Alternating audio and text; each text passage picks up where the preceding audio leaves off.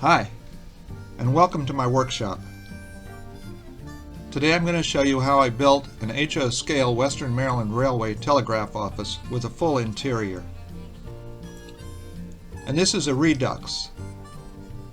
What I mean by that is I've posted many build videos on my YouTube channel over the years, but some of the older ones didn't have narration. Now that I'm able to add narration, I've gone back to some of the more popular ones from the past and redone them. And this is one of them. The Western Maryland Railway had a number of telegraph offices like this one. And Jim Coshin, may he rest in peace, who ran Medford trains, had gotten the floor plans and put together a kit based on the two-door telegraph office. The two-door office typically had the telegraph operator on one side and the signal maintainer's workshop on the other, and they could be closed or locked separately. Now this is the Medford trains kit, and he put out both a one-door and a two-door version, and today I'm building the two-door. I first started by spray painting the walls with the proper gray color. And I didn't do any bracing on this because I was going to be doing an interior. And then I went ahead and masked the upper portion of the walls, and I sponged on the correct color of red to the lower portion to match the photographs that I had. Then I glued two sets of the walls together, putting the corner trim in place before gluing them, and I let them sit. I knew I'd need a floor if I was doing an interior, so I got a piece of scribed siding and cut it to the proper size. Then I glued both of my sets of walls together and put the floor inside, and that helped brace it. I had also painted and put in place a few of the windows. And you can see the desk in there. That was cut out of laser board, and it came with the kit.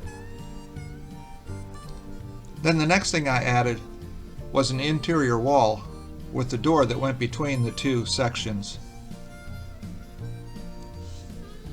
And the wall and the door were also part of the kit. But I went ahead and put some framing on the back side of it, which would be the mechanic's side. And in addition to the desk that came with the kit, I had picked up a variety of other detailed parts. Most of these were cast metal, and I painted them before putting them in place. Then I went ahead and added the interior using the pieces that I had shown, plus some other odds and ends that I had laying around. Don't ever let someone tell you that putting an interior in can be tedious. It's some of the most fun there is. Then I started working on a set of rafters. And this one was my first one, but I realized I needed it to go over the walls. But at this point, I put a string across the top to see where the rafters were going to peak. Then I went ahead and built a jig and started building rafters that were going to have rafter tails with them. And using the jig, I was able to put together a number of rafters, and this was all I was going to need.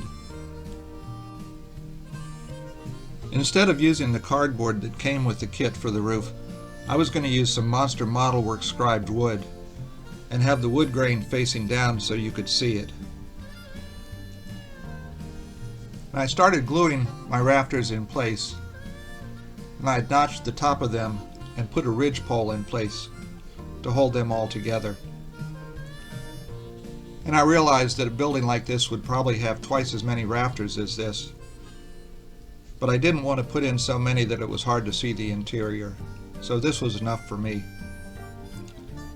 Then I took my scribed roofing and beveled the edges of it and glued them together at the proper angle on top of the building. I used some weights to hold it down while the glue was drying, and used some wax paper so it wouldn't get stuck to the building. And this was an easy way to have a removable roof. Once I added some tar paper to the top of the roof and painted the underside of it, most of the building work was done. And I was happy with how this came out, but I really didn't have a place on my layout where I could stick it, even though my layout is Western Maryland themed. So I decided to build a platform for it, and I wanted to make it look similar to the one in the photo of the Mount Savage telegraph office. So I first cut some sides out of gator board and glued them together with some bracing inside.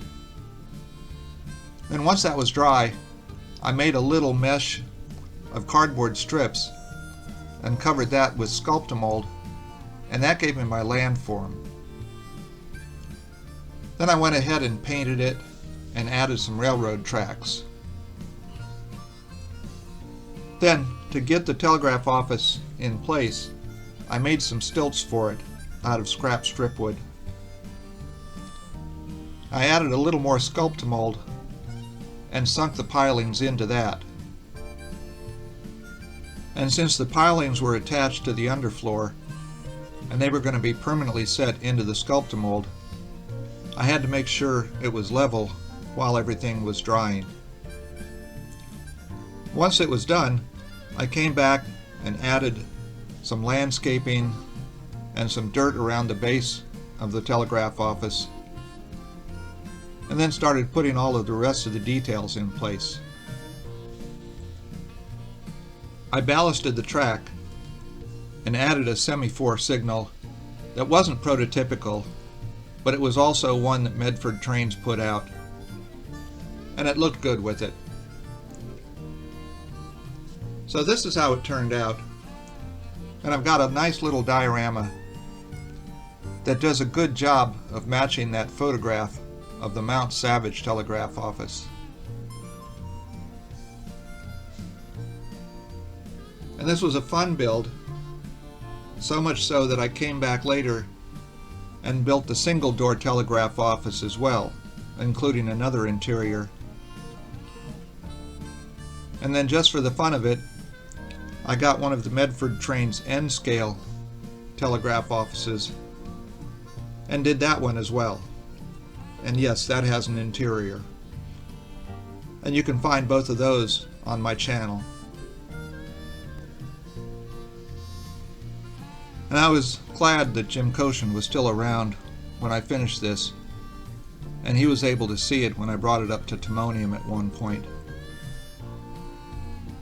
It makes me remember him when I look back on kits like this. And I'd like to thank you for watching.